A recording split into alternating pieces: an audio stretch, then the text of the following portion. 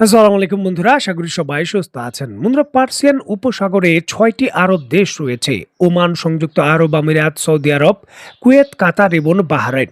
এই ৬টি আরব দেশের মধ্যে সংযুক্ত আরব আমিরাতকে ইরান তার সার্বভৌমত্বের জন্য সবথেকে বেশি ঝুঁকিপূর্ণ মনে করে। ইরানের দাবি অনুসারে এমনটা মনে করার যথেষ্ট গুরুত্বপূর্ণ কারণ আছে। প্রথমটি হলো ইসরায়েলের সঙ্গে সংযুক্ত আরব আমিরাতের আব্রাহাম অ্যাকর্ড চুক্তি, যার অধীনে সম্পর্ক স্বাভাবিক করা হয়েছে ইসরায়েলের সঙ্গে।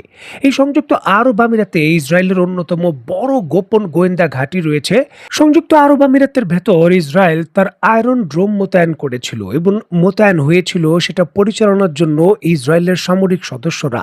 সার্বিক বিষয়গুলো ইরান খুব ভালোভাবে নেয়নি, আর এই জন্যই যখনই কোনো সামরিক প্রতিক্রিয়া শুরু হয়, প্রথমেই ইরান এই সংযুক্ত আরব আমিরাতে হামলা করে।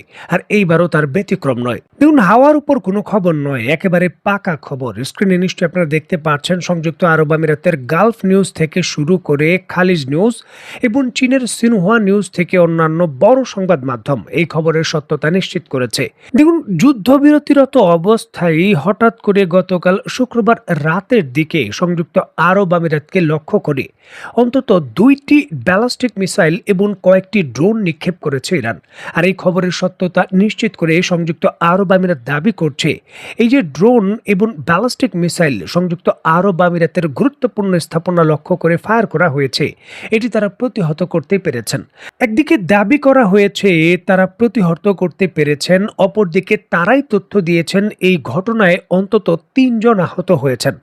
এখন মিসাইল এবং ড্রোনগুলো যদি আকাশে প্রতিহতই করা হয়, তাহলে 3 জন এখানে কি করে আহত হলেন সেই বিষয়ে পরিষ্কার ব্যাখ্যা নেই। দেখুন, অত্যন্ত গুরুত্বপূর্ণ এই বিষয়টিকে কেন্দ্র করে সংযুক্ত আরব আমিরাতের মন্ত্রণালয় জানিয়েছে, যুদ্ধ শুরু হওয়ার পর এখন পর্যন্ত ইরানের ছোড়া 551টি ব্যালিস্টিক মিসাইল, 29টি ক্রুজ মিসাইল এবং 2263টি যে ড্রোন রয়েছে সেটা তারা প্রতিহত করেছে। আপনারা নিশ্চয়ই অবগত আছেন, কুয়েত, কাতার এবং সংযুক্ত আরব আমিরাত এই 3টি দেশ রিসেন্টলি একটি বিপুল পরিমাণের আর্থিক চুক্তিতে যুক্তরাষ্ট্র থেকে বিপুল পরিমাণের যে মিসাইল প্রতিহত করার ইন্টারসেপ্ট রয়েছে, প্যাট্রিয়ট ক্ষেপণাস্ত্র ব্যবস্থার তা ক্রয় করেছে। সংযুক্ত আরব আমিরাত বলছে যে ইরান যদিও সংযুক্ত আরব আমিরাতে আক্রমণ করেছে, সেগুলো মূল ভূখণ্ডে এখন পর্যন্ত আক্রমণ হয়নি, উপকূল পর্যন্তই সীমাবদ্ধ, যেখানে আন্তর্জাতিক সংবাদ মাধ্যমগুলো এবং ইরানের সংবাদ মাধ্যমগুলো ইঙ্গিত দিচ্ছে এই সংযুক্ত আরব আমিরাত তার উপকূলে যে নজরদারি রাডার ব্যবস্থা বা ইসরায়েলের যে কোস্টাল ডিফেন্স সিস্টেম রয়েছে সেগুলো মোতায়েনের চেষ্টারত।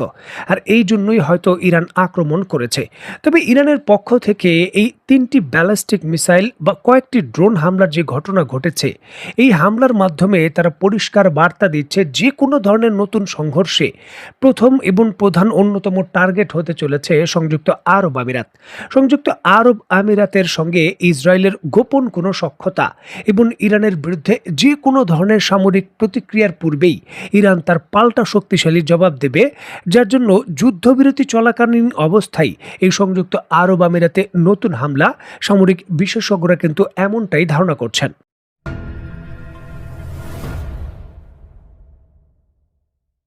দেখুন, হঠাৎ করে যুদ্ধবিরতি চলাকালীন সময়ে সংযুক্ত আরব আমিরাতের ভেতরে হামলা করে যখন ইরান তার পরিষ্কার অবস্থানের জানান দিয়েছে, ঠিক এমতো অবস্থায় নিশ্চয়ই দেখতে পাচ্ছেন আন্তর্জাতিক সংবাদ মাধ্যমগুলো নিশ্চিত করছে ইরানের যে নৌবাহিনী রয়েছে আইআরজিসি, ওমান সাগরের কাছাকাছি অংশ থেকে তারা একটি বিশাল তেলের ট্যাঙ্কার আটক করে নিয়ে গেছে। দেখুন, অত্যন্ত গুরুত্বপূর্ণ এই বিষয়টিকে কেন্দ্র করে আন্তর্জাতিক সংবাদ মাধ্যম সূত্র থেকে যেমনটা জানা যায়, গত শুক্রবার 8ই মে 2026 ওমান উপসাগরের একটি অংশে ইরান বড় ধরনের নৌ অভিযান পরিচালনা করেছে। আর এতে ওশান কই নামক এই তেলবাহী জাহাজ ট্যাঙ্কারটি আটক করে ইরান তার জলসীমায় নিয়ে গেছে। ইরানের Islamic revolutionary guard corps, IRGC এবং নৌবাহিনী যৌথভাবে এই বিশেষ অভিযান পরিচালনা করেছে। কেন এই জাহাজটিকে আটক করা হলো, এই বিষয়ে ইরানের পক্ষ থেকে বলা হচ্ছে, ইরানের যে জাতীয় স্বার্থ রয়েছে এবং তেল রপ্তানির যে কৌশল রয়েছে রয়েছে তাকে সরাসরি ক্ষতিগ্রস্ত করছিল এই জাহাজটি। তার জন্যই কিন্তু এটিকে আটক করে নিয়ে যাওয়া হয়েছে। এখন কিভাবে এই ইরানের স্বার্থ ক্ষুণ্ণ করছিল সেই বিষয়ে পরিষ্কার ব্যাখ্যা ইরান দেয়নি। তবে অনেকেই ধারণা করছেন যে তেলের পাচার বা ইরানের নিষেধাজ্ঞাকে উপেক্ষা করে হরমুজ প্রণালী পাড়ি দেওয়ার যে বিষয়গুলো রয়েছে সেগুলো এখানে অন্তর্ভুক্ত থাকতে পারে। আর এই জন্যই কিন্তু বিশাল আকারে এই তেলের ট্যাঙ্কারটি যুক্তরাষ্ট্রের যে নিরাপত্তা বলয় রয়েছে তার মধ্যখান থেকেই সামরিক মিশন পরিচালনা করে সেটাকে আটক করে নিয়ে গেছে ইরান। এবং ব্যালিস্টিক মিসাইল বা বিভিন্ন ধরনের ড্রোনের মাধ্যমে হামলা করার বিষয়গুলো অনেকটা সহজ। তবে যে কোনো সাগরের মধ্যে মিশন পরিচালনা করে সেই জাহাজের গতিপথ আটকে জাহাজকে নিয়ন্ত্রণ নিয়ে উপকূলে আনা খুবই জটিল বিষয়। কারণ এটি করার জন্য হেলিকপ্টারের মাধ্যমে স্পেশাল ফোর্সকে সেই জাহাজকে চেস করে সেখানে নামাতে হবে, যেখানে যুক্তরাষ্ট্রের সামরিক বাহিনীর শক্তিশালী উপস্থিতি এবং তাদের আকাশ প্রতিরক্ষা ব্যবস্থাগুলো সেখানে সক্রিয়। সেখানে যে কোনো ধরনের হেলিকপ্টারের প্রবেশ এবং এই ধরনের মিশন পরিচালনা করা অত্যন্ত ঝুঁকিপূর্ণ বিষয়। ইরান কিন্তু এই ঝুঁকি নিয়ে এই মিশন পরিচালনা করে ওমান সাগরে তাদের উপস্থিতি জানান দিয়ে পরিষ্কারভাবেই বলতে চাচ্ছে যে পুরো হরমুজ প্রণালী তাদের কন্ট্রোলে এবং তারা এই ক্ষেত্রে কোনো ছাড় দেবে না। যদিও যুক্তরাষ্ট্র তাদের পক্ষ থেকে বলছে হরমুজ প্রণালীতে তাদের শক্তিশালী অবস্থান রয়েছে এবং তারাও ইরানের বন্দরের বিরুদ্ধে যে নৌ অবরোধ দিয়েছে সেই বিষয়ে কোনো ছাড় দেবে না। যদিও এই ক্ষেত্রে ইরানের দাবি অনুসারে সেই নৌ অবরোধ ভেঙেই কিন্তু তাদের জাহাজগুলো ঠিকই চলাচল করছে।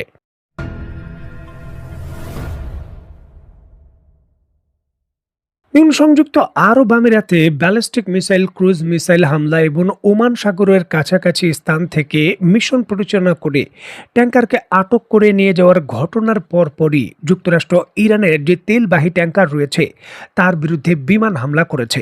আন্তর্জাতিক বিভিন্ন সংবাদ মাধ্যম খুবই গুরুত্ব সহকারে যুক্তরাষ্ট্রের এই হামলার বিষয়ে খবর প্রকাশ করেছে। দেখুন, অত্যন্ত গুরুত্বপূর্ণ এই বিষয়টিকে কেন্দ্র করে মধ্যপ্রাচ্য ভিত্তিক সংবাদ মাধ্যম আল আরেবিয়া জানিয়েছে, ফক্স নিউজের সাংবাদিকের বরাত দিয়ে বলা হয়েছে, ইরানের একাধিক খালি ট্যাঙ্কারকে লক্ষ্য করে এই বিমান হামলা চালানোর ঘটনা ঘটেছে। যুক্তরাষ্ট্রের যে F-18 হর্নেট বিমান রয়েছে তার একেবারে অগ্রভাগে যে গ্যাটলিন গান রয়েছে, মেশিন গান, তা থেকে গুলি নিক্ষেপ করে এই হামলার ঘটনা ঘটে। যুক্তরাষ্ট্রের পক্ষ থেকে দাবি করা হচ্ছে ইরানের বন্দরের বিরুদ্ধে যুক্তরাষ্ট্র যে অবরোধ দিয়েছে সেই অবরোধ ভাঙার চেষ্টা করছিল এই জাহাজগুলো এবং অবরোধ ভেঙে ইরানের সেই বন্দরে প্রবেশ করার চেষ্টা করছিল। আর এই জন্যই কিন্তু তারা বিমান হামলা করেছে। দেখুন, অত্যন্ত গুরুত্বপূর্ণ এই ঘটনা প্রবাহের যে সত্যতার বিষয়ে সেটা কিন্তু স্বীকার করে অনেকটা নিউজ প্রকাশ করেছে ইরানের মেহন নিউজ এজেন্সি। সিরিক এলাকায় বিস্ফোরণের শব্দ পাওয়া গেছে, তারা তাদের খবরে এটা নিশ্চিত করেছে। এলাকাটি হরমুজ প্রণালীর একেবারে কাছাকাছি অবস্থিত। এখন একদিকে যুক্তরাষ্ট্র দাবি করছে ইরানের সঙ্গে যুদ্ধবিরতি কার্যকর, অপরদিকে তাদের যে বিমান বাহিনীর বিমান রয়েছে সেগুলো ইরানে জাহাজে আক্রমণ করছে, ইরানও পাল্টা আক্রমণ করছে। তাহলে যুদ্ধবিরতি কি করে টিকলো বা যুদ্ধবিরতির শর্তগুলো কি বাস্তবায়ন হচ্ছে? এই বিষয়ে যুক্তরাষ্ট্রের পক্ষ থেকে স্টেটমেন্ট দেওয়া হয়েছে, তারা আত্মরক্ষামূলক হামলা করেছে, আক্রমণাত্মক কোনো হামলা করেনি। মানে জাহাজগুলোর বড় ধরনের ক্ষতি করার তাদের চেষ্টা ছিল না, সেটা মাত্র সতর্কতামূলক আক্রমণ ছিল, যে আক্রমণের পর জাহাজগুলোর দিক পরিবর্তন হয়ে গেলে তারা সেখান থেকে সরে এসেছে। এখন দেখার বিষয় যে পরিস্থিতি অত্যন্ত উত্তপ্ত। হরমুজ প্রণালীর পাশে দুই পক্ষই প্রস্তুত। এই পুরো বিষয়টা এখন শান্তি চুক্তির অধীনে যাবে না নতুন করে সংঘাত আরো বড় আকারে শুরু হবে, সেটাই দেখার বিষয়। তো বন্ধুরা, আজকের মতো বিদায়, নতুন কোনো ভিডিও নিয়ে আবার দেখা হবে।